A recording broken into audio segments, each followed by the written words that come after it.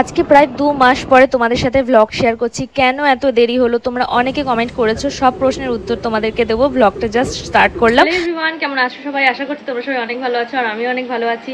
তো আজকে হলো জানো তো আমাদের বাড়িতে দশহরা পুজো। তো আজকে তার জন্য আমরা রেডি হয়ে গিয়েছি। আর তোমরা সবাই জানো আমাদের বাড়িতে শীতলা মনসা পুজো হয়। তো আজকের দিনে সেই পুজোটা হবে। পুজোটা যেহেতু আমাদের পুরোনো বাড়িতে হয় তো ওখানে আমরা যাবো। আজকে সারাদিনটা তোমাদের সাথে শেয়ার করবো।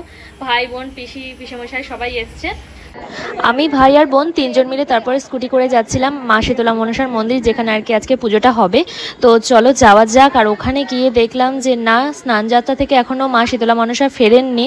তখনও সমস্ত কাজকর্ম চলছিল, যেমন পুজোর জোগাড়, ফল কাটা থেকে শুরু করে যাবতীয় যা যা কাজ, অনেক কাজই তো থাকে একটা পুজো বলে কথা, সেগুলোই চলছিল। তারপরে কিছুক্ষণ পরেই দেখো মা শীতলা কিন্তু মানে স্নানযাত্রা থেকে চলে এসছে। তারপরে ঘটনাটা কিন্তু একটু অন্যরকম ঘটে গিয়েছিল। কি ঘটে গিয়েছিল তো ভিডিওটা তোমরা দেখলেই বুঝতে পারবে। আর যারাই এই ভিডিওটা দেখছো তারা কিন্তু অবশ্যই কমেন্টে লিখে যাও জয় মা মনসা, ঠিক আছে? তো চলো ভিডিওটা তারপরে দেখতে থাকো, কন্টিনিউ দেখতে থাকো, তাহলেই বুঝতে পারবে।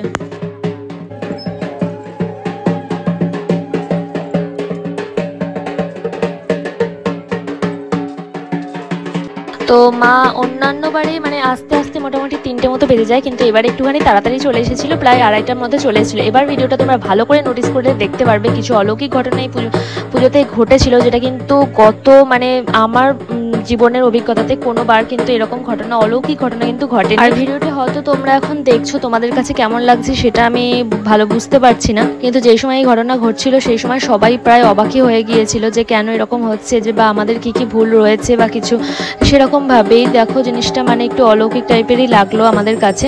তো যেটাকে এক কথায় বলে যে মা মনসার ভর উঠেছে বলে আমরা সবাই মিলে মনে করেছি যেটা।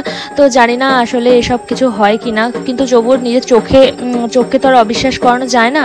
তো সেরকমভাবেই নিজের চোখকে অবিশ্বাস করানো কিছুতেই যাচ্ছিল না। তো সেটাই আমরা দেখছিলাম আর কি করব। আর সেভাবেই এই অবস্থাতেই কিন্তু পুজোও পুরোপুরি সম্পন্ন হয়েছে। তো তোমরা ভিডিওটা দেখলেই আশা করি বুঝতে পারবে।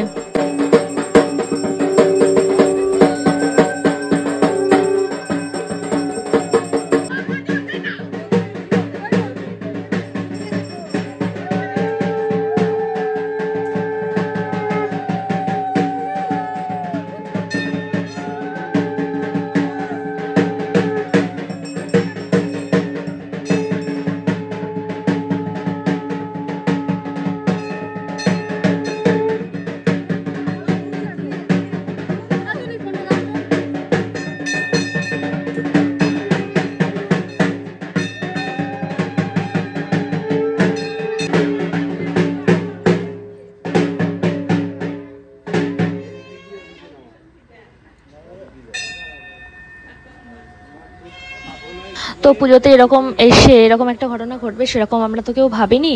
তো দেখো সবাই এক কথায় মানে অবাক টাইপেরই হয়ে রয়েছে। তারপরে ঠাকুরমশাই পর্যন্ত দাঁড়িয়ে রয়েছে যে পুজোতে তো বসতে একটা সময় বা একটা নির্দিষ্ট সময় তো পুজোতে বসতে হয়।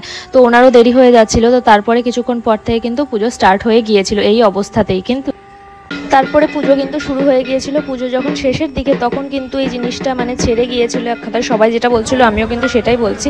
আমি কিন্তু অ্যাপ্রোপ্রিয়েট জানি না যে এখানে মানে কি ঘটেছিল বা না ঘটেছিল, কিন্তু আমরা সামনে থেকে সবাই যারা ওখানে ছিল সবাই এক কথায় বলেছিল মা মনসার ভর উঠেছে, তার জন্য মানে এই জিনিসটা হয়েছে। তো তারপরে দেখো সবাই অঞ্জলি দিচ্ছিল আর ওইদিকে আমরা বসে রয়েছিলাম। আমরা অঞ্জলি দিইনি। তো যারা যারা অঞ্জলি দেবে তারা তারা ওখানে গিয়ে দাঁড়িয়ে পড়েছিল। আর এই যে সবাই মিলে রয়েছে আর আমরা এখানে বসে রয়েছে। সেদিনকে কিন্তু ব্যাপক গরম পড়েছিল, কিন্তু পুজোর ওখানে গিয়ে কিন্তু মনটা একটুখানি ভালোই হয়ে গিয়েছিল, কারণ মা মনসা পুজো কিন্তু বছরে একবারই হয় যেহেতু। আর আমরা সকলে কিন্তু পরিবারের ওখানে সবাই মিলে যাই, তো আমাদের ভীষণই ভালো লাগে।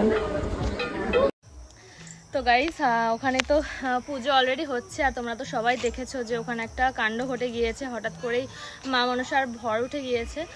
তার জন্য ওখানে মানে উনি ওখানেই আছে যেখানে পুজো হচ্ছে আর কি, ঠাকুরমশাইয়ের সামনে। তো একটুখানি পরে পাঠা বলেই হবে। আর এই যে আমার ড্রেসটা আজকে কেমন লাগছে তোমরা অবশ্যই কিন্তু কমেন্টে জানাবে, ঠিক আছে? আর এটা হলো মানে বাঁশবাগান, এই সামনেই আর কি বাঁশবাগান রয়েছে, তো তার জন্য ছবি তুলছি। আগে কিন্তু আমরা এখানেই থাকতাম, মানে সামনে মানে যেখানে পুজোটা হচ্ছে সেখানে কিন্তু আমাদের পুরনো বাড়ি ছিল এখন। আর তারপরে গিয়ে দেখলাম যে পাঠাবলি সব কিছু কমপ্লিট হয়ে গিয়েছে। দেখতেই পাচ্ছ পরিবেশটা ঠিক এইরকম রয়েছে। আর এই ভিডিওটা কিন্তু প্রায় 3-4 মাস আগের। তো আমার গ্যালারিতে ছিল, তোমাদের সাথে শেয়ার করা হয়নি। আমার পরীক্ষা, বিভিন্ন রকম পরীক্ষা ছিল, আমার খুব জ্বালাতন ছিল, তার জন্য আমি পোস্ট করতে পারিনি। আর তোমাদেরকে কথা দিচ্ছি এরপর কিন্তু রেগুলার ভিডিও আসতে চলেছে। আমি অনেক দিন ইউটিউব থেকে বিচ্ছিন্ন ছিলাম, তোমরা অনেকে আমার খোঁজ নিয়েছো। তো যাই হোক, দেখো লাস্টের সিচুয়েশনটা ছিল কিন্তু এই এরকমভাবে কিন্তু মা চলে যাচ্ছিলেন। পুজো যখন শেষ হয়ে গেল ঠিক সেরকমভাবে ঠাকুরমশাই তো পাশেই রয়েছে, তোমরা দেখতেই পেলে। আর মা মনসাকে একটা কথাই বলতে চাইবো যে ভিডিওটা যারা দেখছে তাদেরকে সবাইকে যেন ভালো রাখে, এই পৃথিবীর সকল মানুষকে যেন মা সবাইকে রোগমুক্ত রাখে এবং খুবই ভালো রাখে, এবং মা যেন সবাইকে আশীর্বাদ করে, ব্যাস এটুকুই। তো তারপরে পুজো শেষে আমরা সবাই তারপরে বাড়ির দিকে চলে যাচ্ছিলাম। আর জানো তো এই পুজোটার দিনই প্রত্যেক বছর কিন্তু কিছু না কিছু অল্প হলেও কিন্তু বৃষ্টি হয়। তো আজকে প্রচুর মেঘ করেছিল, সেরকম একটু বৃষ্টি হয়েছিল, আকাশটা দেখে তোমরা বুঝতে পারছো পেছনের দিকে কিন্তু বৃষ্টি হয়েছিল। আর আমরা বেরিয়েছিলাম মেনলি, ওই দেখো মেঘ করেছে কিন্তু আমরা বেরিয়েছিলাম মেনলি একটুখানি রাস্তাতে, ফাঁকা রাস্তাতে ছবি তুলবো তার জন্য। এটা কিন্তু 3:30 থেকে 4টের মধ্যে এই রাস্তাটা, তো খুবই সুন্দর লাগছিল। তারপরে সন্ধ্যেবেলা চলে গিয়েছিলাম আমরা নবদ্বীপে, আমি আর ভাই দুজন মিলে গেছিলাম। আর রাস্তাটা দেখো মোটামুটি ফাঁকাই ছিল। তো ছবি তুলে তারপরে বাড়ি গিয়ে মানে ফ্রেশ হয়ে ড্রেস চেঞ্জ করে তারপরে আমি আর ভাই দুজন মিলে গিয়েছিলাম নবদ্বীপে। তো নবদ্বীপে গিয়ে কি করলাম, তো গাইস এখন তো সন্ধ্যেবেলা হয়ে গিয়েছে, আর সন্ধ্যেবেলা আমি আর ভাই দুজন মিলে এসেছি নবদ্বীপে, কারণ খাবার কিছু কিনতে হবে তার জন্য।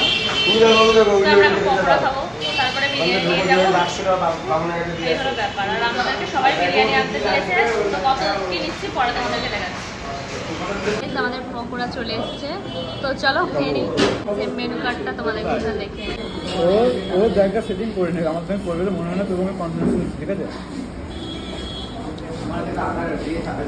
তারপরে আমি আর ভাই পকোড়া খেয়ে সবার জন্য বিরিয়ানি নিয়ে তারপরে আমরা বেরিয়ে পড়েছিলাম বাড়ির উদ্দেশ্যে। কিন্তু আমাদের বাড়িতে যেহেতু আজ রান্না হয় না, বাচ্চারা কি খাবে রাতের বেলা, তার জন্য আমরা সবাই মিলে বিরিয়ানি নিয়ে এসে খাওয়া দাওয়া করেছিলাম।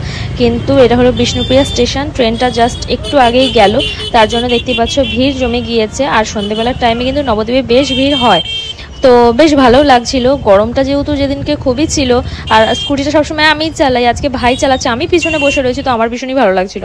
তারপরে দেখো আমরা সবাই মিলে বিরিয়ানি সার্ভ করে নিয়েছি, আজ বারান্দায় বসে একদম সবাই মিলে খাওয়া দাওয়া করছিলাম। তো চলো আজকে ভিডিও এটুকুনি, দেখা হচ্ছে নেক্সট ব্লগে।